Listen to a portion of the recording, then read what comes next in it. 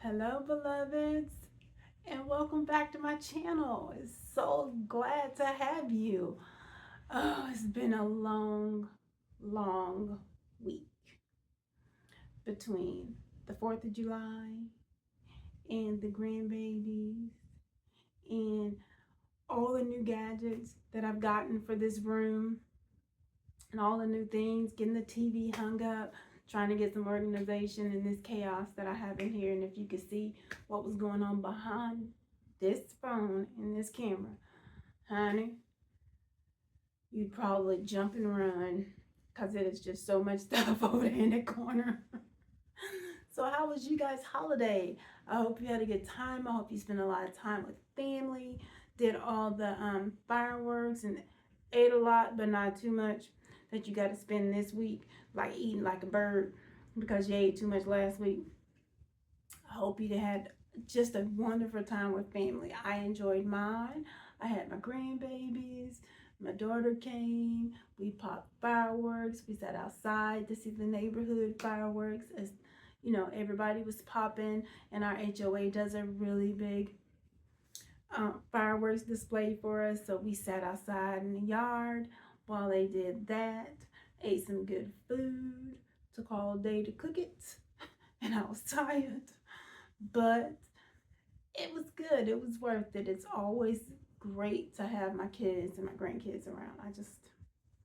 I live for the moments for which they're here. Work has been good. It's been long, because I didn't want to go back after the 4th. You know, you get that one day off and it's hard to wake yourself up the next day to go just for one last day in the week.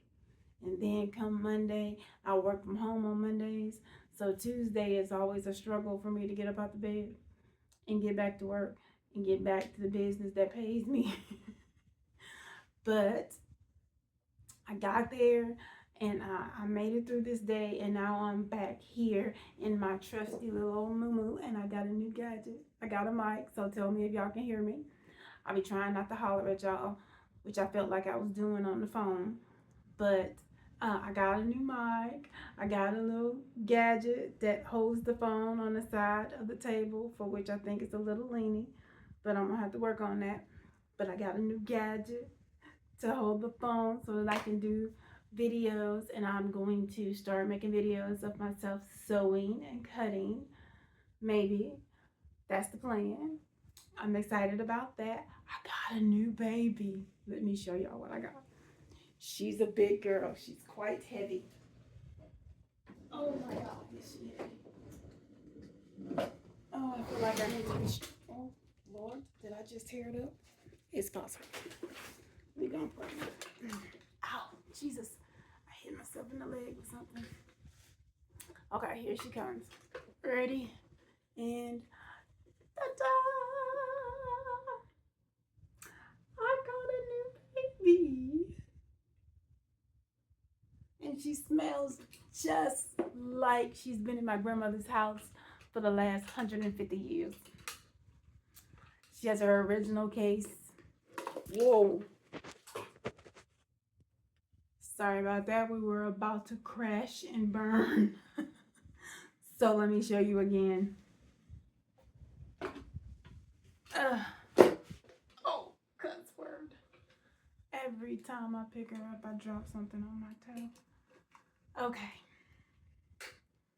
Once again, my new baby. I'm so excited to learn about her. So like I said, she's in her original case that literally smells like it's about 75 years old. The leather on the side smells old.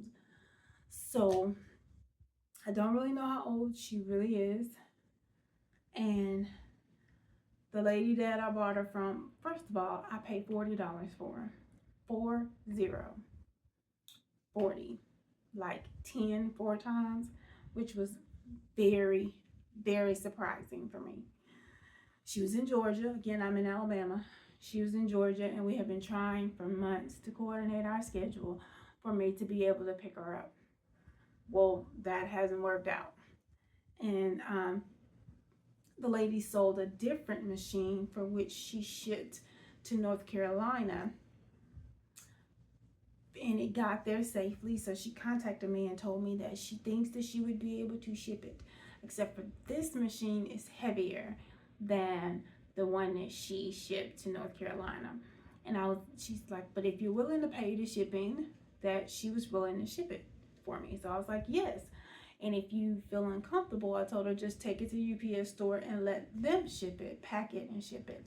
But she found her box and she shipped it.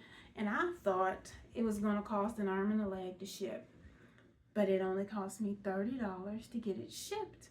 So $40 to purchase it, $30 to ship it, a $70 machine, and she's gorgeous. Absolutely gorgeous. And I think since she actually smells like she's been in my grandmother's house, I think I should name her after one of my grandmothers. I have 3 to choose from because in my lifetime I've had 2 of my parents' parents and 1 of my great grandparents. So I had 2 grandmothers and 1 great grandmother. My maternal grandmother her name was Brooksy. Her father's name was Brooks and her name was Brooksy. My paternal grandmother's name is Amanda Eloise, and everybody called her Eloise. Why they chose to call her Eloise rather than Amanda, I don't understand. But they called her Eloise. She went by Eloise her entire life. And my great grandmother, which is maternal, my mother's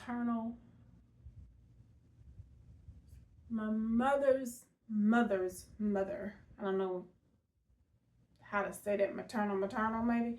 I'm not sure. But my mother's mother. So Brooksy's mother's name is Ella. And I think I'm going to call her Ella. I think that is going to be her name. Her name was Miss Ella Sanders. She was beautiful. She was half African American and half, I want to say she was, what is the Tennessee Indian tribe? I'm not sure what it was, but her people were from an Indian tribe in Tennessee. Not quite sure which one it is. I don't want to say that wrong. But she was half African American and half Native American. And she was the prettiest lady. I'll have to find a picture and I'll show you guys one day. She was the prettiest lady I think I've ever seen in my life. She had the prettiest, just at caramel colored skin with hair about this long and white as snow, but as so thick that you would have to literally, and it was even with it straightened, which of course, you know, we don't come with straight hair, but even with it straightened, you would literally have to dig your hair through her thick mane to like get in there to touch her scalp. It was super thick, super duper duper thick. And she was a little something. She was a little lady. A little lady. A feisty little lady that grew up in the country doing things the manual way. When I grew up and I would go down there during summers, you would have to drive up the drive, but the driveway was literally going through the cow pasture. So there was the bull on this side, which, let's see, that would be your left-hand side when you drove in. The bull was on the left-hand side because he wasn't, he wasn't acting too well with folks and everything. And then the other cows would be on the right-hand side, and you'd be going up this drive that's in the middle. And the only place that they had a fence was around the bull pasture side. And then you drive up this long, what felt when I was little, I'm sorry, I'm just hitting this mic. It felt like it was about a mile long, but understand that I was a little girl at the time. But it felt like it was about a mile long. And they would send me down that mile every morning to go get that mail out that mailbox. And I felt like, oh my gosh, this is too far for me to walk to go get the mail. So you had to go all the way down that driveway and then a little ways around the curve to the end of where the street met. Well, it wasn't actually a street. It was just some dirt with some gravelly rocks on it. But you got to go all out that gravel till you actually got to a paved road. And the mailbox was at the paved road. Now, mind you, I lived in the city. I just really couldn't understand why anybody would walk 2 blocks to want to go get their mail. Why is that mailbox not at the house like it was at my house? I could not understand that for the life of me. But yet every day I had to go get that mail from that mailbox. Every single day I had to go. And she had the house, was a 2-story house. And maybe story and a half compared to what you would get today. But for lack of a better word, it was a 2-story house. And it looked like something as big as the Amityville house. But of course, again, I was a little bitty thing. Because when we went down there after my great-grandfather passed away, them was the closest ceilings I ever seen. I felt like the ceiling was sitting on top of my head, like just right here. But when I was little, it felt like the biggest house ever. And when I was little, she had a bathroom. Now, they didn't always have an inside bathroom, but she had a bathroom. You walk in the house, and there's a receiving room when you walk in a house, what they call a receiving room. And there's this little hall to the left of the receiving room. And you go down that hall, and there was a bathroom that sat there. But there was also a bathtub and a well pump. If you keep straight down that hall and go out the back door, there was a bathtub and a well pump on the porch.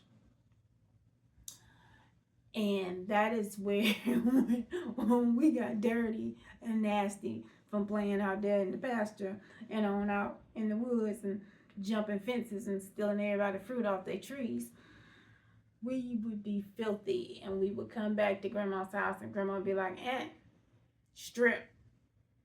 Just strip.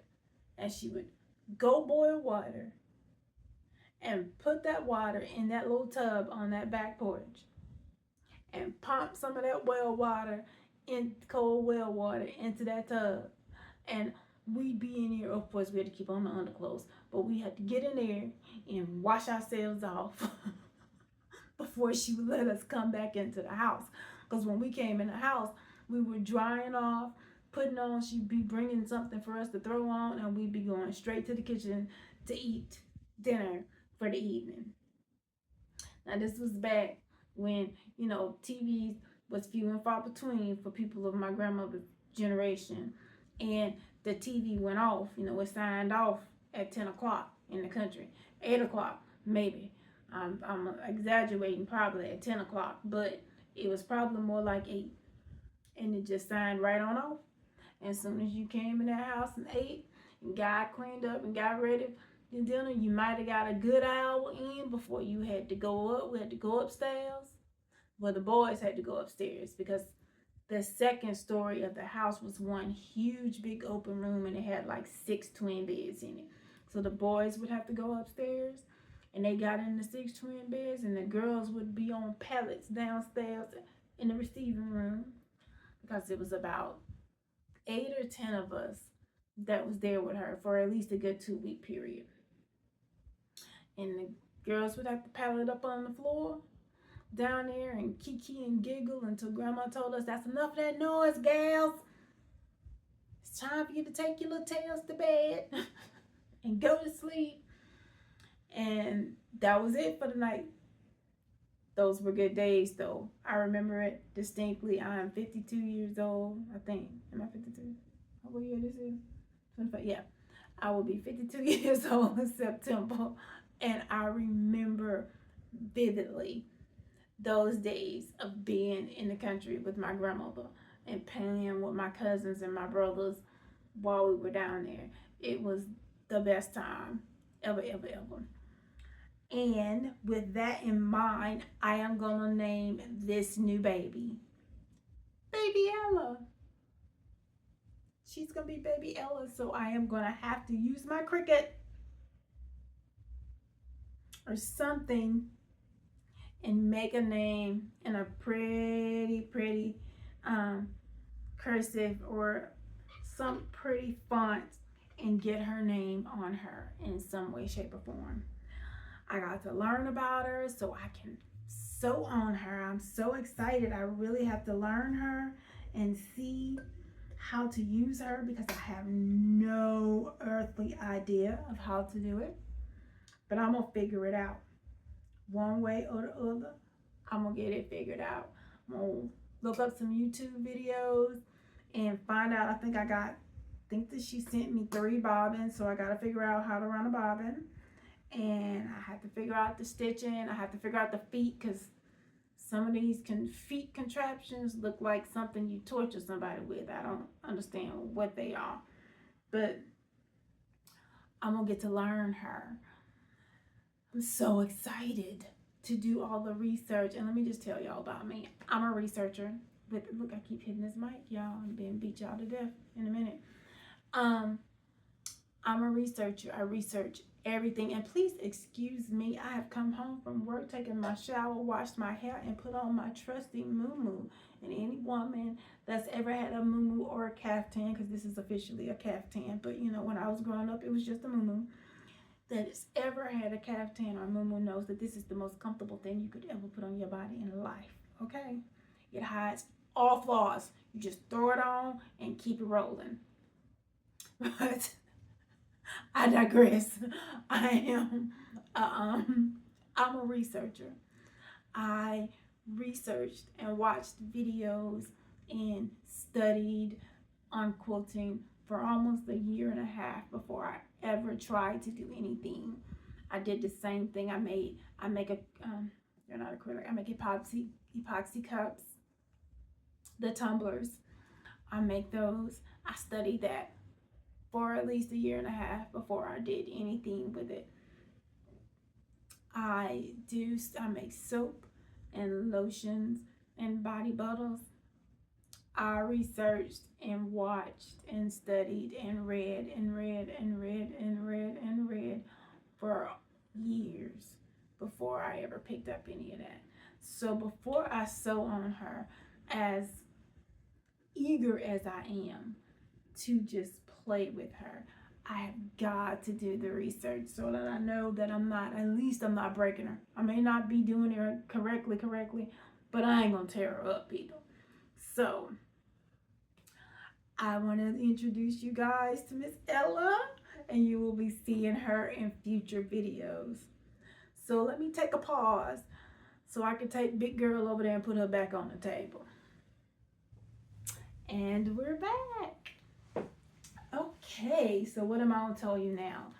What are we going to do next? Oh, I have a lot of things that have come in the mail.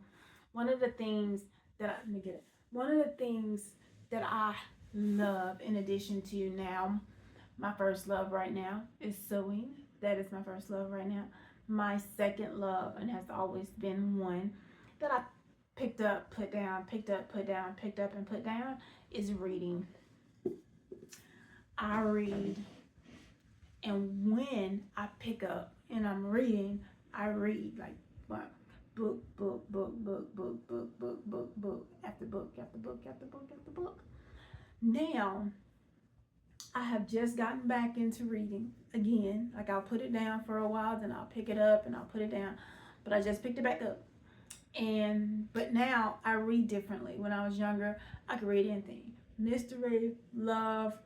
I love romance book, mystery book, a horror book. I've read those too, not too many, but I've read those.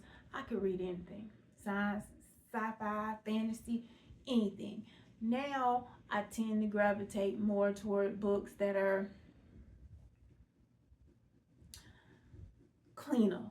So most of my books would be sold in a Christian section, but not necessarily a Christian book.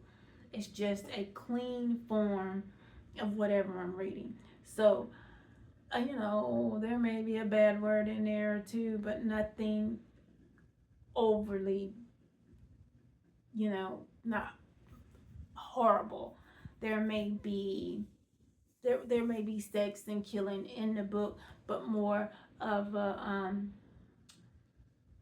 more like you're implying something happened rather than explicitly telling me, his hand went and she went and did and all that good stuff like that. That's a little bit too much for me now. I done got I done got to a place where I don't want to know all of that kind of stuff. Now back in the day, back in the day, like I said, I read anything. I read romance, erotica, all of it, but I was very young and I was reading just because other people say something was good. I'd pick it up and I read it before I really developed an appreciation for what I was taking in.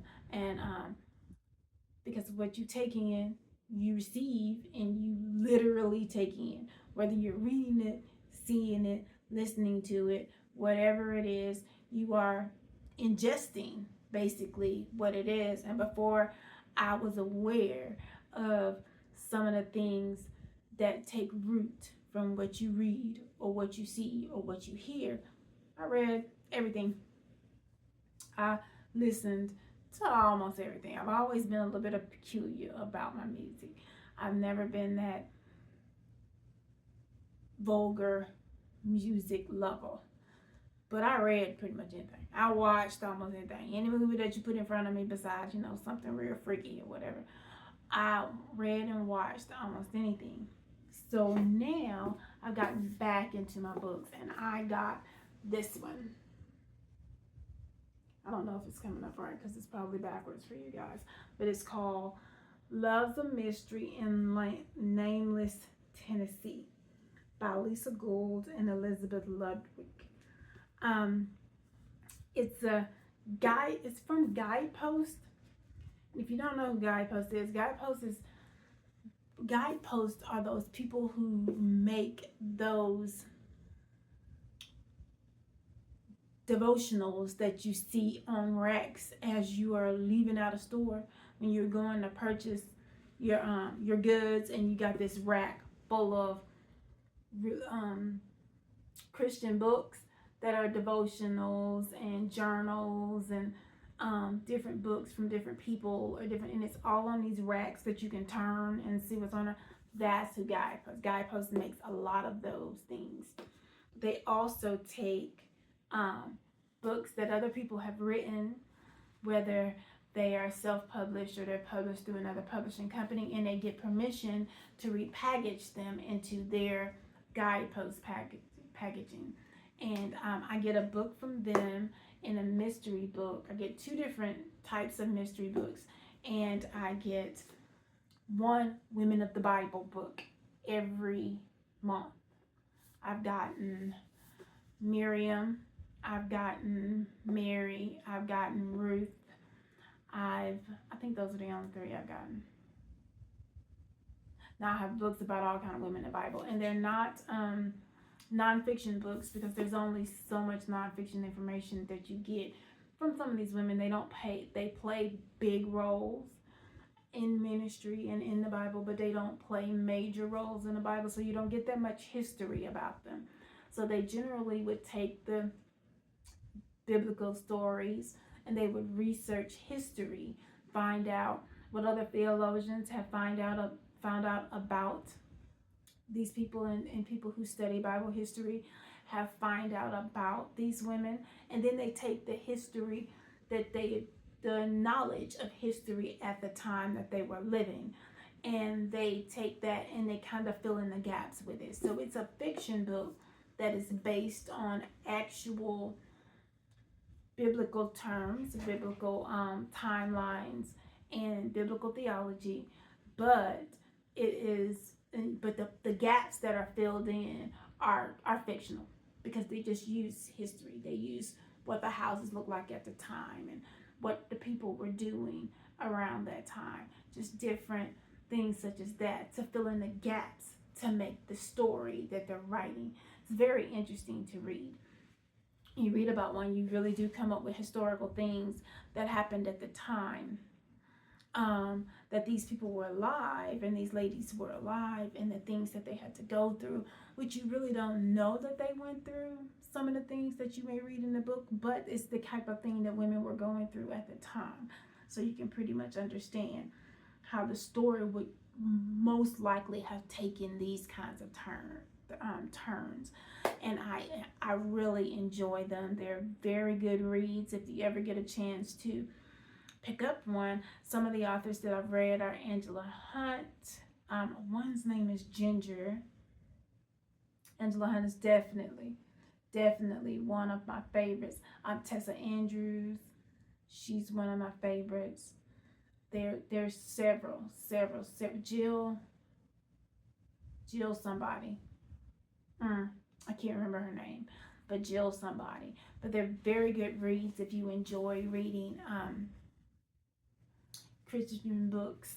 You would definitely, if you just enjoy reading books, period, you would definitely enjoy them.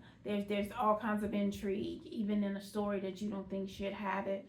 There's always something out there to keep you, something happening to keep you very much interested in what's going on with it.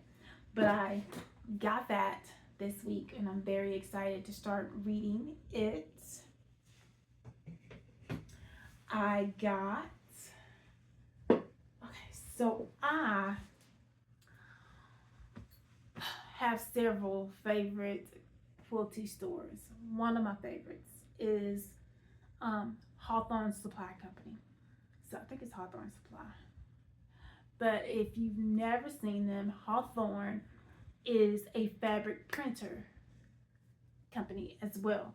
So they get kind of like Spoonflower, except for they have certain designers that give them license to their designs, and they print them. You choose the fabric you want, and they will print you some fabric. Print those designs on some fabric, and I bet I have gotten rid of them.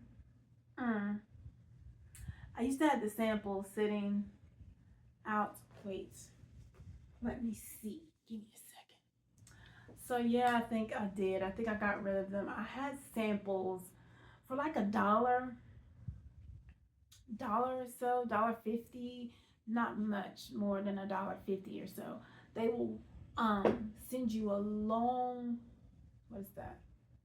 Selvage to selvage, 5-inch selvage to selvage piece, and it will be a 5-inch square of each print in whichever line you choose. So they'll show you all the prints in the line, and if you want a sample to see what they look like, they will print them on whatever fabric you want them to print on. So I got 4 samples on two samples on their lawn. I got 4 or 5 samples on 2 on their quilting cotton, and I got 3 on Kaufman. Yeah, no, 3 on Kona printing, Kona cotton. So, and I got all of them were different lines, and I loved it. And they do preface it by telling you that the fabric will feel a bit stiffer than fabric that you get from Moda or anyone else, because the fabric is printed in once and it rolls through. It's kind of like your printer. It rolls through those rollers with all the heat on it to set the printing, which basically stiffens a little bit. But what I did was I washed it. I washed the fabric just like they say, and if you wash it, it'll soften up like any other quilting fabric would. So I did.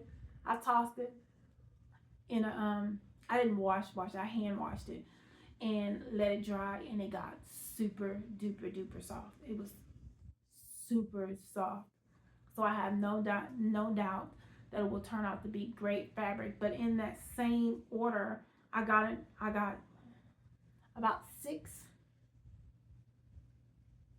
prints, half yards, prints of one of their lines with Peonies is the way I say it here in the South. We say peonies. I know in other places they call them peonies, but I love peonies. They're my favorite flowers. So I got a line that has peonies on it, and it's a purpley. It's not purple purple, but like a, I don't even know what to call it because it's not lavender. It's like a light plum kind of color, and is the basis of it. And every one of their lines has matching solids, either by Kona or by Art Gallery. All of the solids that I chose to go with the line end up being Art Gallery solids. So I got the line that I chose plus the Art Gallery solids. And I would try to find it and show it to you guys, but the problem with that right about now is that I have split up all my fabric that I am not, I don't actually have a purpose for at the moment into color bins, so I don't have the line together. There are no lines together here in my sewing space anymore. If they don't have a purpose when they come into my front door, then within a month they will most likely end up in a bin as well. But I'll probably spend a month just looking at them, admiring them, but then they're gonna go into a bin if I don't have a purpose for them. I'm trying not to buy anything that doesn't have a purpose in the first place. But if I don't have a purpose for them, they're going in the bin. I say all that to say this was all on clearance sale at Hawthorne. And who can resist a clearance sale? I can't. So, shocker number one. Did you guys know that Art Gallery Fabrics made flannel? I didn't. I know now. This is an Art Gallery flannel. Now, mind you, I have some Mammoth flannel, which I love. It has this is Mammoth flannel. I don't know if you could really tell. That is flannel. It has a very low nap on it, right? It feels like flannel. It feels amazing. It feels like flannel, but it has a low nap. It doesn't have all that fluff up like, other flannels do. This one doesn't have as low of a nap on it as that one does, but it is super soft. And so I think you can kind of see that it's flannel in here. But I got this Art Gallery flannel along with these Art Gallery flannels. So I got that one. Now what I'm gonna do with these, I don't know, because I only purchased a half yard of all of it, and for these half yards I paid like $2.50. Now I think I have a matching half yard of this. No, I don't. In cotton, I thought. This is a flannel. And we all know what Art Gallery Fabrics is, right? Art Gallery Fabrics is like one of my favorite fabrics manufacturers to buy. For one, because they have small lines and you can get an entire fat quarter bundle of their line for less than $50 because their lines are small, unless you're, what's her name, Maureen somebody, unless you're one of two or three, one of a few, let's put it that way, a few designers whose lines are ridiculously large for them. Most of them only consist of anywhere from 12 to 15 prints, and you can get an entire line of them for less than $50, and they are absolutely gorgeous and they feel amazing. They're just as silky. But this is a flannel, as well. This is from the True Blue line, I think. And then there's this one. This is a flannel as well. Very excited about those. I really don't know what I'm gonna do with them, but they was just too pretty to leave in the store for $2.50 though. So this matches one of those lines. It's just, this is the cotton version of one of those lines that I got there. This is Art Gallery. Very pretty. There's another Art Gallery. $2.50. So this one, I think this is True Blue as well. Let me check. Yeah. This one and this one came from the same line. This is in cotton. This is in flannel. Same True Blue line, just in different, they're different fabric types. This is Tulip Pink, which I'm not a huge Tulip Pink fan, but I love dragonflies. Not a huge Tulip Pink fan. I know that's unusual, but I'm really not a huge Tulip Pink fan. This is Liberty. This is part of this is Raleigh Blake, Liberty Fabric by Raleigh Blake. It's part of Arthur's Garden. I thought it was super cute. I was thinking about putting it in my red, white, and blue quilt, patriotic quilt. Now, I'm gonna go with these instead first. Yeah. So these three are from the same line of fabric. It is called Tulip Cottage, and it is by, what's her name? Oh, Snickery Doodle. They cut them all in the same place. By Melissa Mortensen. And it is the cutest little line. And I got my 3 favorite prints. Look at the little cows. Aren't they adorable? Are they upside down? No.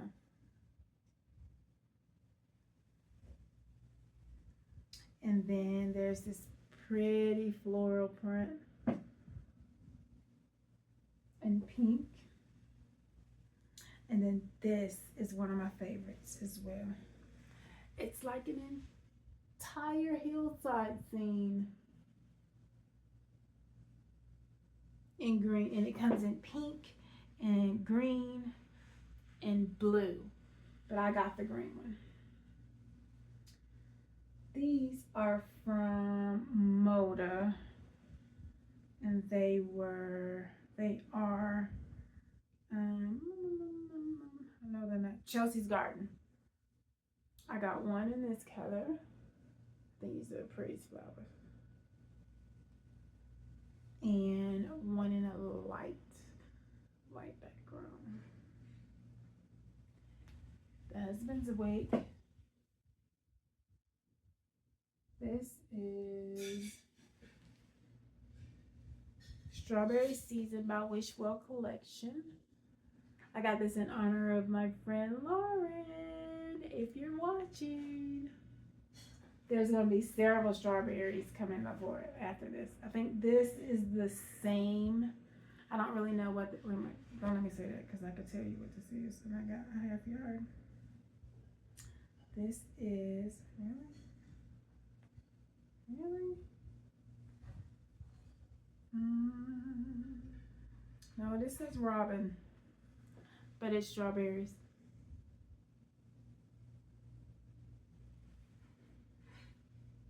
This is Strawberry Season by Wishwell. Cute.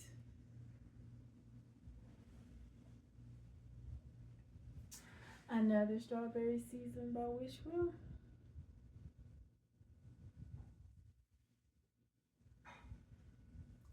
Last Strawberry Season by Wishwell.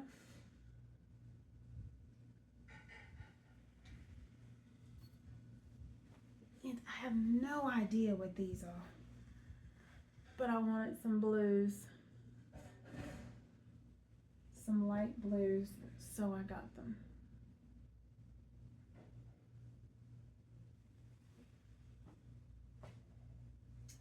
Lastly, but not least, I got my Fig Tree Friends bundle in the mail.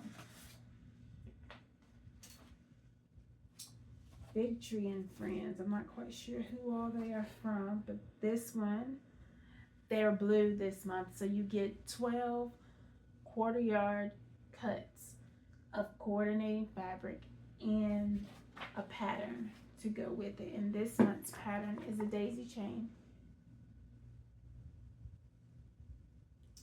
And she mocked it up in blue.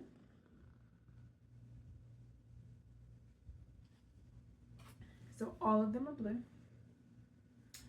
This is Ruby Star Society.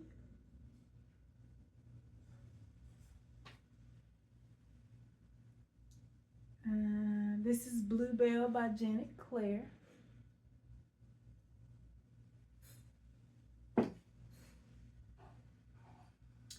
Bluebell by Janet Claire. Let me see if this other side will look a little better.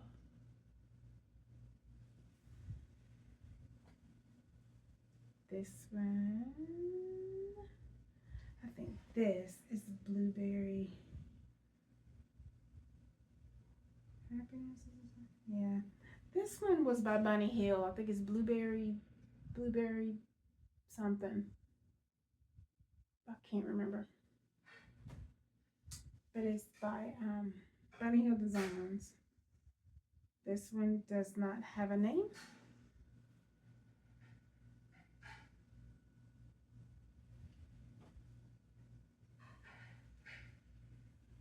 This one is, oh, stop it. This one is the Lulla Boutique, the newest line by Lulla Boutique, the red, white, and blue one.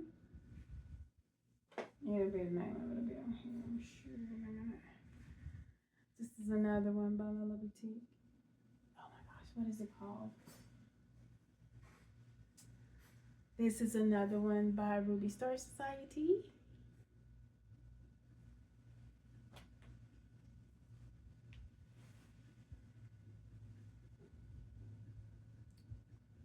This one doesn't have a name, but I think it's another one of those Bunny Hill design ones. It has the same quote on the selvage.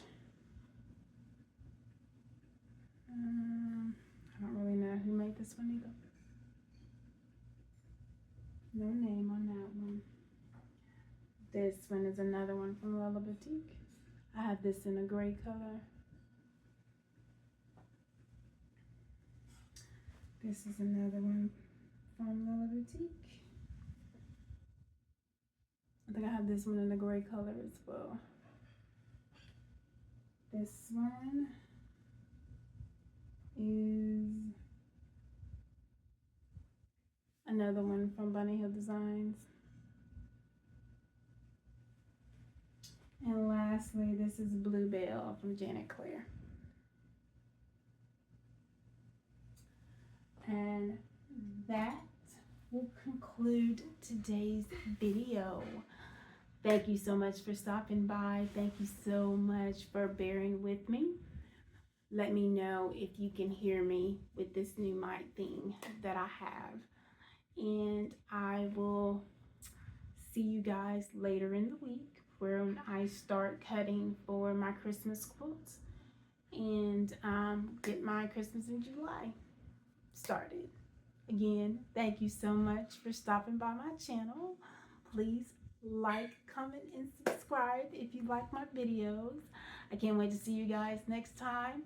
Have a good evening. Bye.